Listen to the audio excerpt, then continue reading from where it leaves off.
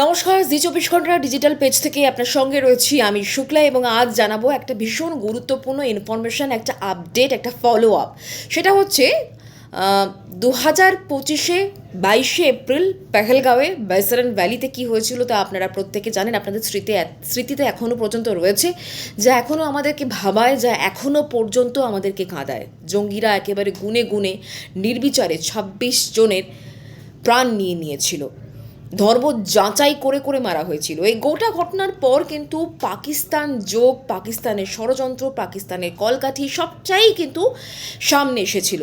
আর এবার এনআইএ কিন্তু চাঞ্চল্যকর তথ্য সামনে দিচ্ছে। এনআইএর যে চার্জশিট, সেখানে মূল যে অভিযুক্ত তার নাম সামনে আসছে। তার নাম সাজিদ জাট ওরফে সাইদুল্লাহ ওরফে ল্যাংড়া। এর সম্পর্কে একাধিক তথ্য সামনে আসছে। এই পুরোটাই যে পাকিস্তান থেকে বসে করা হয়েছিল, পাকিস্তানের পুরোপুরি মদত ছিল, পাকিস্তান থেকে পুরো প্ল্যান করা হয়েছিল, এবং এই সাইদুল্লাহ যে জঙ্গিরা এসে বাইসারান ভ্যালিতে এরকম তাণ্ডব চালিয়েছিল তাদের সঙ্গে যে নিরন্তর যোগাযোগ রাখছিল, সেই ইনফরমেশনও কিন্তু পাওয়া যাচ্ছে। এবং এই সাইদুল্লাহ ভারতের কিন্তু জঙ্গি তালিকায় মোস্ট ওয়ান্টেড তালিকায় কিন্তু এই রয়েছে এই ব্যক্তি, এই সাইদুল্লাহ এখনও পর্যন্ত পাকিস্তানেই রয়েছে, গা ঢাকাতেই রয়েছে। এই সাইদুল্লাহর খোঁজ চালাচ্ছে এই মুহূর্তে এনআইএ। কি পাওয়া যাচ্ছে এই ব্যক্তি সম্পর্কে তথ্য পাওয়া যাচ্ছে যে যেদিন বাইসারান ভ্যালিতে এই তাণ্ডব লীলা চালিয়েছিল জঙ্গিরা, সেদিন ওই জঙ্গিদের সঙ্গে নিরন্তর যোগাযোগ রাখা হয়েছিল, সাইদুল্লাহ যোগাযোগ রেখেছিল, এবং লাহোরের কোনো জায়গা থেকেই এই গোটা কর্মকাণ্ড সে চালাচ্ছিল।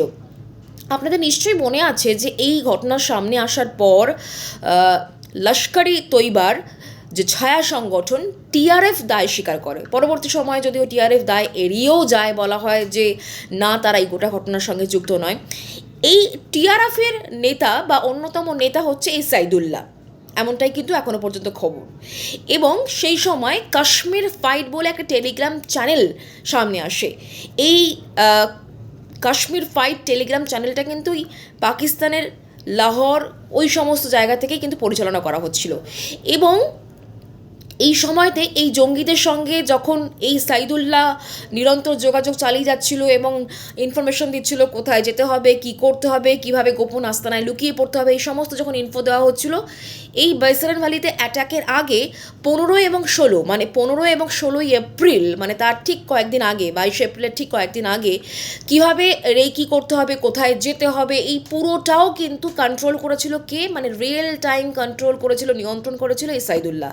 এবং একেবারে সেই মুহূর্তের দিনে, মানে 22 এপ্রিল, সেই নারকীয় হত্যালীলার দিন, সেই সাইদুল্লাহ কিন্তু নিরন্তর এই জঙ্গিদের সঙ্গে একেবারে কন্ট্যাক্টে ছিল, রিয়েল টাইম কন্ট্যাক্টে ছিল, একদম সমস্ত ইনফরমেশন দেওয়া হচ্ছিল, এমনটাই জানা যাচ্ছে। আপনারা জানেন যে গোটা ঘটনার পর ভারতের তরফ থেকে অপারেশন মহাদেব চালু করা হয়, 3 জন জঙ্গিকে নিকেশ করা গিয়েছিল, এবং এদের কাছ থেকে যে মোবাইল ফোনগুলো উদ্ধার করা হয়েছে তার মধ্যে 2টো মোবাইল কিন্তু পাকিস্তানেই, মানে লাহোর বা করাচির এই সমস্ত জায়গা থেকে অনলাইনে কেনা হয়েছিল বলে কিন্তু খবর পাওয়া যাচ্ছে।